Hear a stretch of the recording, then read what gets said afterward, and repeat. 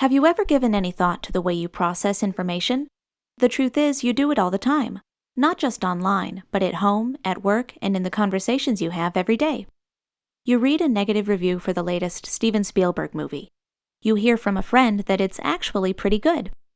You put both of those sources together and use them to form an opinion based on what you already know.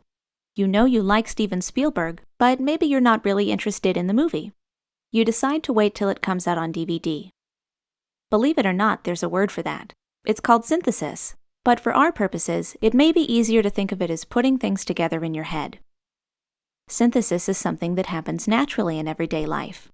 You hear or read about something new, in this case differing opinions about the latest Spielberg movie, then you file that information away in your own personal database. Also in that database are little bits of memory and other things that you've learned or experienced, all throughout your life. These things combine to form an understanding of the subject. This is also how you form an opinion on the subject. The same thing happens when you consume information online, for example, when you read an article or watch a video. But what if you had to form more than an opinion? What if you had to produce something tangible, like a blog post, a presentation, or a research paper for school? The process is remarkably similar.